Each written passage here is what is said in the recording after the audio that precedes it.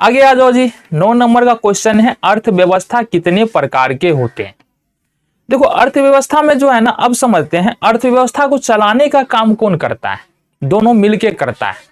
अर्थव्यवस्था को चलाने का मतलब है कि किसी भी देश में चले जाएंगे, अर्थव्यवस्था को संचालित करने का काम किसके जरिए होता है, या तो वहां का गवर्नमेंट संचालित करेगा, यानी जितना भी आर्थिक क्रियाकलाप है, जितना भी रुपये पैसा संबंधी काम है, उसको कौन करेगा, उसको करेगा वहां की गवर्नमेंट, यानी कि वहां की सरकार करेगी, या फिर वहां के जो पूंजीपति व्यक्ति है, पूंजीधारी व्यक्ति है, जिनके पास बहुत ज्यादा धन है, वो करेंगे।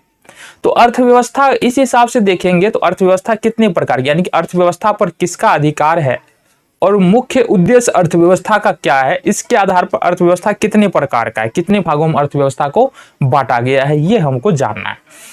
तो ये इस हिसाब से देखेंगे अर्थव्यवस्था को 3 भागों में बांटा गया है। पहला है पूंजीवादी अर्थव्यवस्था, दूसरा है समाजवादी अर्थव्यवस्था और तीसरा है मिश्रित अर्थव्यवस्था। अब जानते हैं पूंजीवादी अर्थव्यवस्था क्या है, किसको बोलेंगे पूंजीवादी अर्थव्यवस्था। ऐसी अर्थव्यवस्था जिसमें उत्पादन के साधनों पर निजी व्यक्ति या निजी संस्था का अधिकार होता है। इस प्रकार की अर्थव्यवस्था का संचालन निजी लाभ के लिए होता है, जैसे अमेरिका, जापान, ऑस्ट्रेलिया।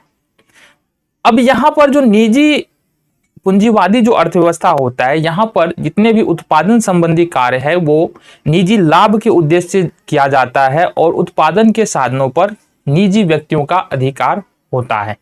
यानी कि हम ये नहीं सारे के सारे उत्पादन के साधनों पर नहीं बोल सकते हैं, लगभग 70 to 80% जो है वो निजी क्षेत्र में ही, जिस भी देश में पूंजीवादी अर्थव्यवस्था होगा 70 to 80 यानी 70 से 80% उत्पादन का कार्य जो होगा वो निजी व्यक्तियों के द्वारा होगा और वो निजी लाभ कमाने के उद्देश्य से ही होगा।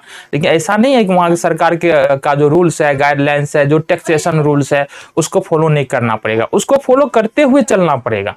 लेकिन सिर्फ ज्यादा से ज्यादा है निजी क्षेत्र को जो है प्रोत्साहित किया जाएगा कार्य करने के लिए, सरकारी क्षेत्र वहां पर कम पाए जाएंगे। ये होता है पूंजीवादी अर्थव्यवस्था। कहां कहां पर पाया जाता है ये अर्थव्यवस्था, तो अमेरिका, जापान, ऑस्ट्रेलिया में इस प्रकार की अर्थव्यवस्था को देख सकते हैं। दूसरा है समाजवादी अर्थव्यवस्था क्या है।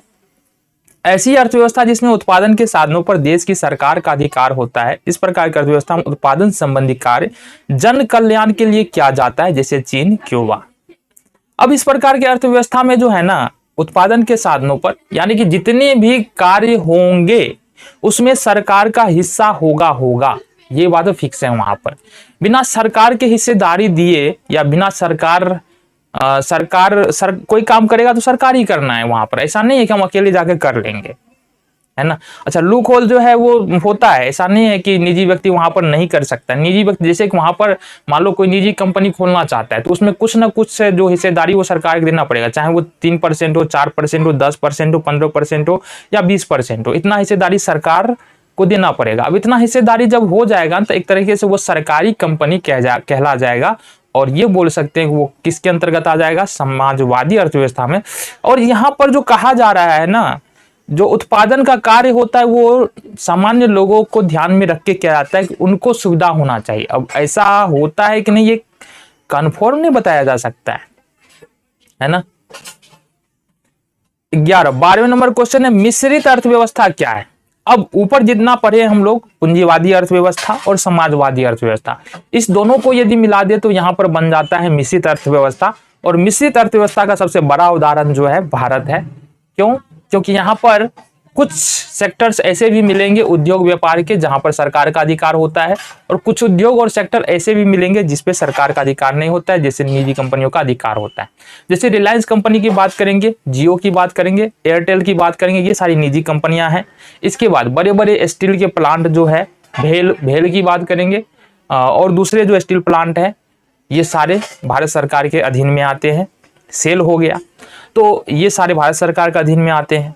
तो इस प्रकार से हम देख सकते हैं कि ये मिश्रित अर्थव्यवस्था क्या होता है, जिस पर दोनों मिलकर काम करता है। ऐसा निजी क्षेत्र भी रहेगा और सरकारी क्षेत्र भी रहेगा, और हमको लग रहा है कि ये सबसे ज्यादा बेहतर है ना। दोनों को अधिकार दो, सरकार का मन है खुद का प्लांट लगाए, और अगर निजी व्यक्ति लगाना चाह रहा है उनके पास पूंजी है तो वो भी उत्पादन करे।